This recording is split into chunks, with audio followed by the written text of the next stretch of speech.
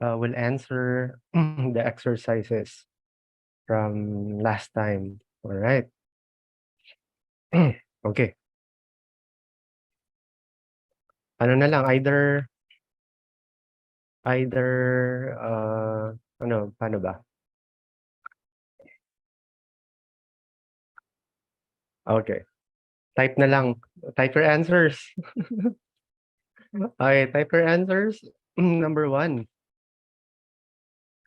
What is the definition of a block? Type your answers. Everyone. All right.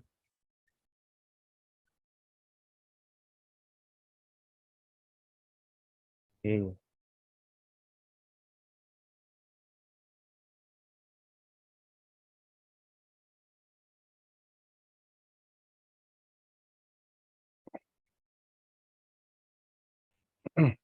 Okay. All right. So number 1 is a block is a parcel of land bounded by streets,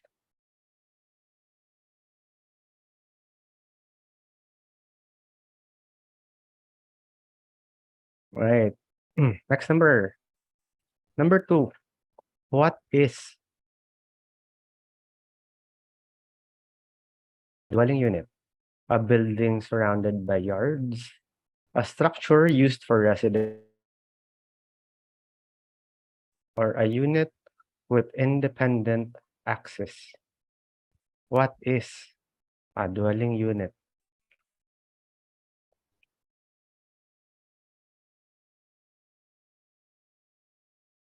Wow. Para ano, alam na ng lahat. All Number 2, very simple definition. A dwelling unit is a structure used for residence.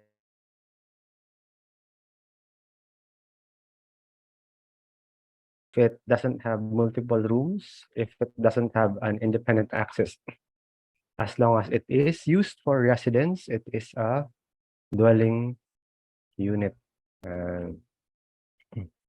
Number 3, which dwelling type is completely surrounded by yards? By yards. Single detached, single attached, duplex, row house.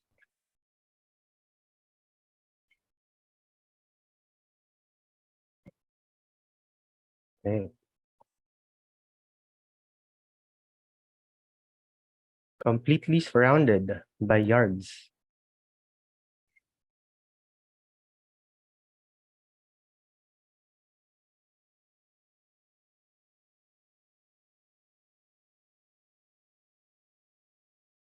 Okay. Okay.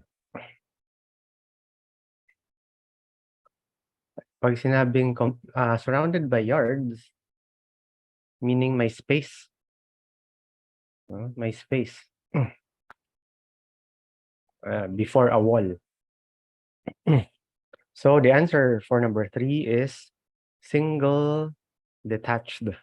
So it is not it's not attached to anything. So it is surrounded by yards.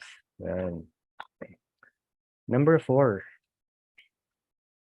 What is a firewall?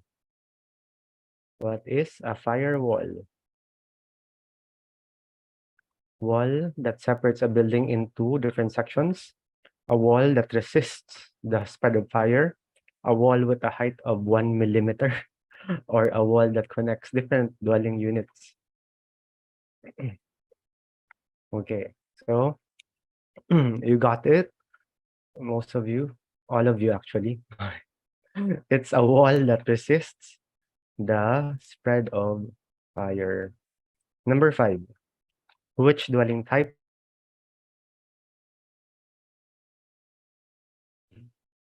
Nakamute pala ako. Sorry. Ayan, number 4. Number 4, a wall that resists the spread of fire. Okay, number 5, which dwelling type has one side fixed to a firewall? One side fixed to a firewall. A, single detached. B, single attached. C, duplex. D, row house. One side lang ang attached sa firewall. Okay. Okay, all of you got it correct? It's single attached. Single attached. So meaning, attached siya to a firewall. Number 6. How many living units are there in a duplex? How many living units are there in a duplex? Okay. All right. Okay, so from the word duplex, meaning two. And so there are 2 living units in a duplex.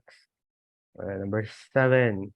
What is the purpose of a firewall na naman? Wag na yan. Alam niyo na yan. Number 8. What is the frontage of a lot? What is the frontage of a lot? A, the side of a lot that abuts a street. B, the area in front of a building. C, the portion of a subdivision intended for building development. Or D, the side of a building that faces the street.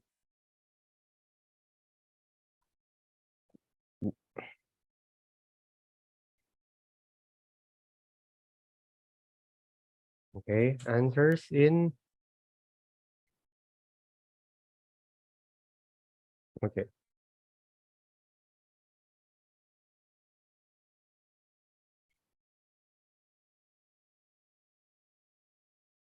The answer for the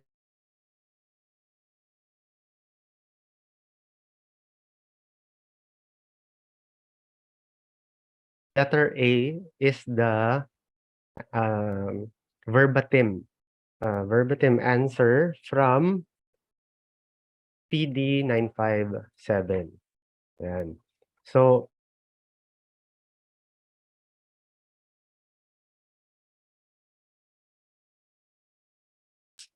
what was said, not what your understanding is. Right? Right. Number 9. What does a living unit provide? What does a living unit provide? A, a complete living facilities for one family. B, independent access for to each dwelling unit. C, common areas for multiple families. And D, laundry facilities for the entire building. Okay. So number 9. Okay. Okay, so those who answered mostly answered A, and that is correct. A living unit provide complete living facilities for one family.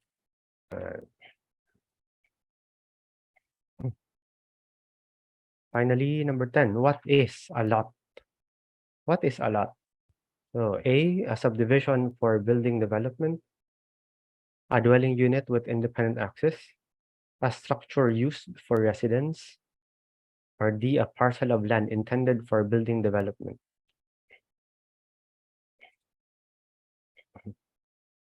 Okay.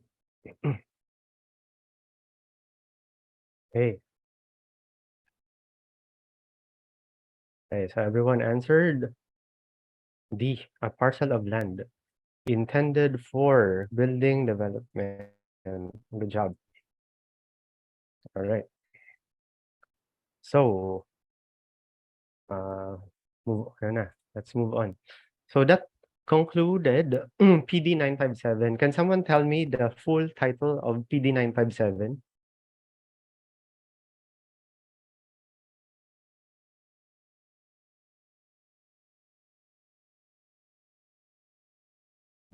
Anyone? Yes, Miss Shanna. Good evening, sir. Yeah, good evening. The purpose of PD 957 is to protect the buyers of condominium projects and subdivision development. All right. So that's the purpose. What's the title? The Subdivision and Condo Buyers Protective Decree po. Okay. Basically, that's the title. Yes. Condominium and subdivision buyers protective decree. All right. Miss Sir ba? Sorry, Sir Perry. So he posted regulating the sale of subdivision lots and condominiums, providing penalties for violations thereof. Yes, that's the purpose of the law. That's correct. Okay. What does PD 957 cover? What types of housing developments? Yes, Miss Shanna, sige. The medium cost and open market residential, sir. Okay, medium cost and open market. And another term, category, Miss Minerva is saying condominiums and subdivisions. That's also correct. All right. All right. So in short, medium cost and open market condominiums and subdivisions. Yan. Okay. So now we are moving into from medium cost and open market condominium subdivisions. We are moving into what's the what's after medium cost and open market. Socialized. Economic housing and socialized All right. Well, economic and socialized housing. So economic and socialized housing is covered under BP 220. Batas Pambansa bilang 220. Can someone read for us the act? The purpose of the act? Yes, Sir Michael. BP 220, Batas Pambansa bilang 220.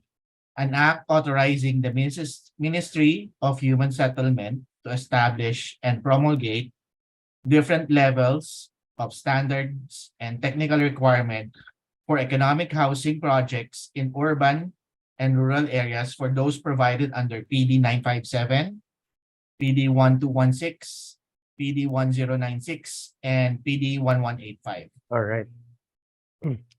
So in short, what does BP 220 provide? Hindi yung buong yan. Yung saan yung keywords yan? Ano yung pinoprovide ng BP 220?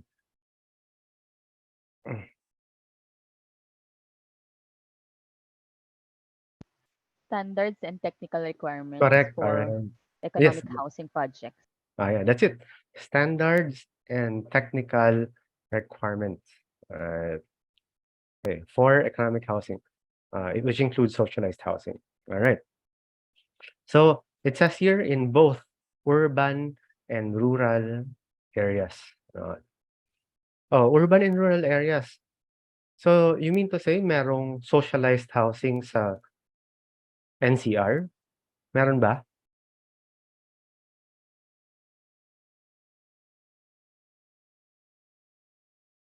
Sige. I Meron? believe so, meron po. Okay, meron. Meron naman. Can anyone identify any socialized or economic housing projects in Metro Manila? Sir, yung condominium, sir. Yeah, that's correct. Yung condominium is a socialized housing project. So that will follow the standards and technical requirements of BP 220. So that's also government project. Meron bang private projects na BP 220? Do you know any?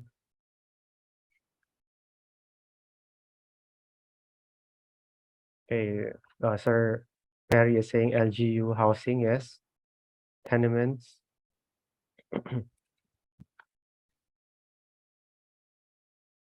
No?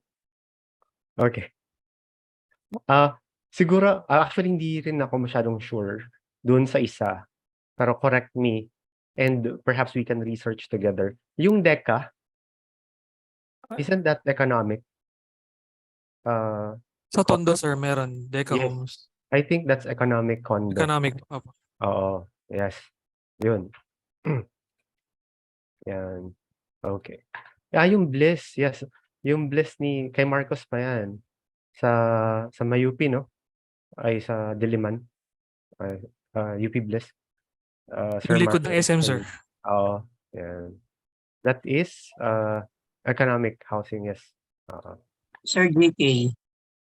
Saan, sir? GK, Sir Gawad Kalina. Gawad Kalinga. Yes, those are pero yung GK kasi libre. 'Di ba? Tama ba? They just have to help Parang sweat equity lang, sweat sir. equity. Sweat equity. Oo. Yeah. Pag Sir, I ganun think yung mga indigenous ano lang po, indigenous tribe, yung mga nabibigyan ng magpa-participate lang po sila sa tayo. pag-build. Yes. Opo. Yun kasi since it's not being solved, I'm not sure if they really have to follow BP 220. I'll have to clarify. Kasi what BP 220 is actually trying to protect our buyers of economic and socialized housing, supposedly. However, of course, what they need to follow is the national building code. For PH program, yes, definitely. Yun yung mabahay. Yung bago kay Bongbong na yan. Yung for PH program. Okay. Sige. Madami. Alright. So at least we have real life discussion. Miss Carissa, you are trying to say something. Question po, yung mga relocation areas or relocation sites, is it considered economic or socialized housing or no? Usually, pag relocation, ano yan, socialized yan. Socialized. Especially kung may equity pa. Yung they have share to pay. Diba? Sometimes they do that. Hindi yan totally paglipat, free lahat. Oo. Yes, so We have one here, sir, in Calauan, Laguna. Yung mga tinanggal from Makati. Parang I think in partnership na ito with ABS. Pero yan, may malaking relocation site po tayo dito sa Calauan, Laguna. What happened? Is it totally free? I think not. May parang may equity din. Yes. Sila. So pag ganun, ano yan? It'll follow BP 220. Thank you po. Yes. Kasi iba yung pinamigay mo lang basically, hindi mo naman siya binanta. So there's no one to protect. As compared to you have to pay for it, so you have to be protected. Do you understand the difference? Yan. Okay, so it says here, from those provided under PD 957, PD 1216, PD 1096, and PD 1185. Question, na-identify nyo na kanina, na-define nyo na ano yung PD 957. Ano yung PD 1216? Yung first na makasagot. Open space. Alright, open space. Hindi ko pa nga sinabi kung ano yung unang makasagot. Sige. Yung PD 1096. Fire code. Building code, sir. Building Building code. code. Fire code. Building code pala. Fire building code code. 1185. Okay. Tapos 1185. Fire code. Yan yung fire code. Ayan. Okay. Okay. Next. So, economic and socialized housing. Socialized housing refers to, sabi dito, at least sa batas, okay, within the affordability level of the average low-income earners, which is 30% of the gross family income, as determined by the National Economic and Development Authority from time to time. So, yun muna, yung first sentence muna. So, what does it mean? Ay, himay-himay natin. So, sabi meron kang nakita diyan na 30% of the gross family income. So, how would you calculate for gross family income?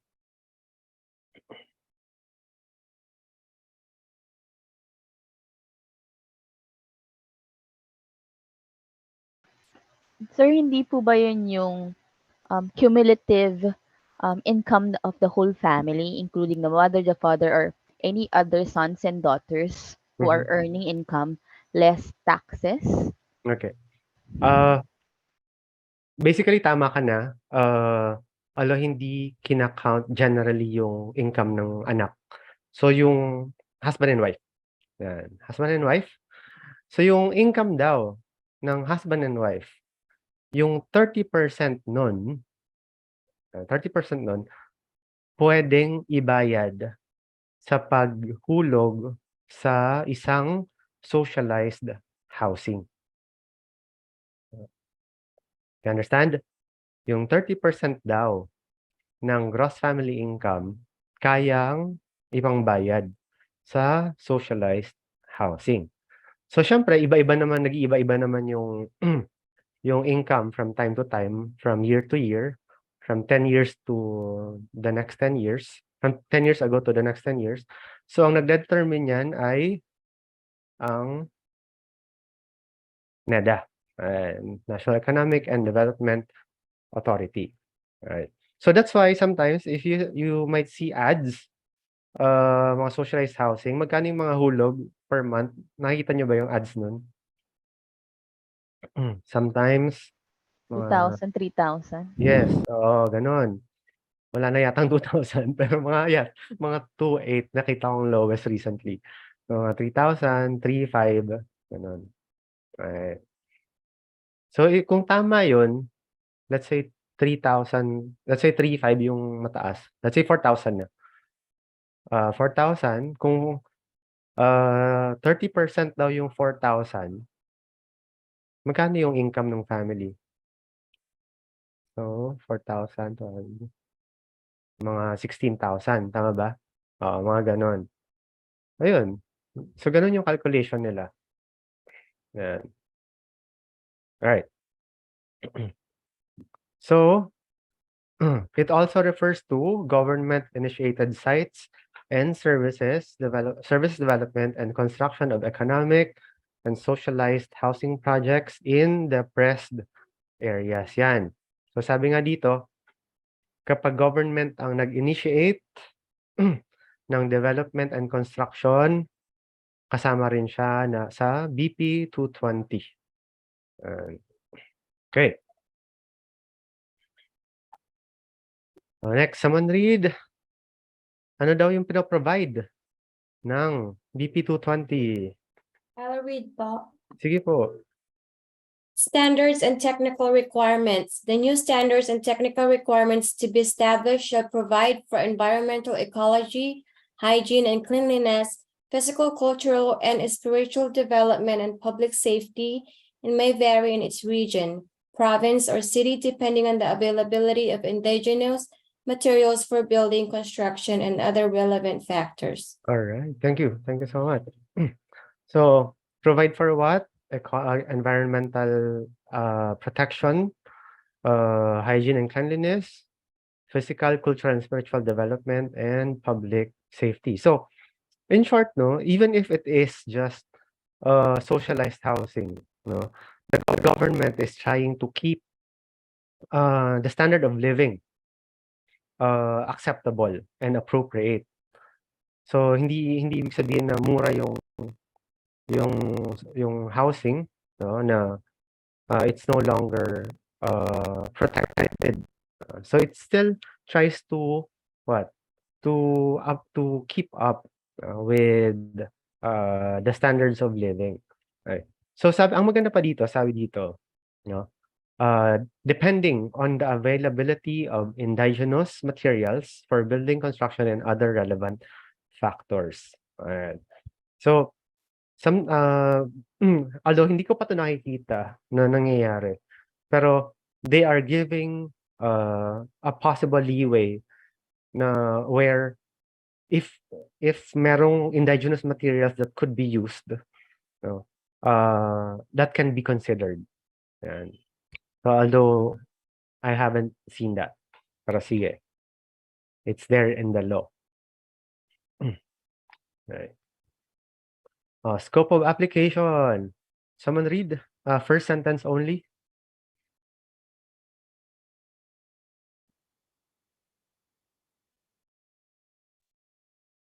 Sir, Miss Minerva, sige. And then Miss Christine next. These shall apply to development of economic and socialized housing projects in urban and rural areas as defined in BP 220. They shall apply to the development of either a house and lot or a house or lot only. All right, thank you. So, yung BP 220 daw, mag-a-apply either it is just a house and lot, or house lang, or lot lang. Okay. Hindi, I'm not sure what it's trying to say na house lang. Pero lot only, yes. Okay. Wala na yata ngayon na house lang. Unless for lease yung yung land. Although nobody's doing that anymore. Okay. Miss Christine, sige, next sentence. If the project does not include housing component, saleable lots shall be for single detached only, with minimum lot size of 72 square meters, and its cost is 40% of allowable maximum selling price as per UHLP under the NHMFC. All right. Okay. So maraming hihimayin dyan sa sentence na yan. Okay. Kung yung project walang house, lot lang. Under BP 220, ang minimum lot size na pwede mong ibenta at para lang sa single detached ay 72 square meters. Okay? So tandaan nyo na yan, kapag economic or socialized housing, ang lot, pwede lang siya for single detached. Single detached lang. And ang minimum lot size is 72 square meters. Tapos daw, its cost, ang maximum cost daw is just 40% ng 40% nung buo kung meron mang house and lot. So 40% ang maximum na price ng lot ng mayroong house and lot. So for example, ganun din na example natin dati to eh. 1 million yung house and lot. So kung lot lang, magkano dapat? Maximum. 400,000. 400,000. Alright. Sino daw ang nagde-decide? UHLP. UHLP. UHLP is Unified Home Lending Program. all right. The Unified Home Lending Program. Who manages the Unified Home Lending Program? National Housing and Mortgage and Finance Corporation. Okay, National. Sorry. Ano ulit? National Home Mortgage. National Home Mortgage Finance Corporation. Yan. Okay. National Home Mortgage Finance Corporation. There. NHMFC. There. So under the NHMFC ay yung Unified Home Lending Program. So sila yung nagsasabi ng maximum price ng isang economic or socialized housing. Ayan. Okay. Alright. So ito, yung next natin na gagawin kasi ano siya, ano tawag doon? Definition of terms. So instead na ibibigay ko lang sa inyo yung definition, so ginawan ko na lang siya ng exercise. So you don't need pen and paper, pero I want you to write your answers sa chat. So everyone, Wow, 78 kayo. Sige lang. Hopefully, you, you participate. Para sige. Number 1.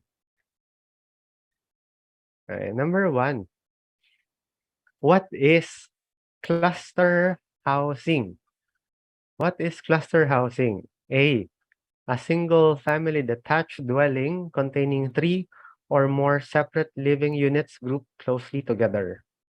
B, a dwelling for one family completely surrounded by permanent open spaces. C,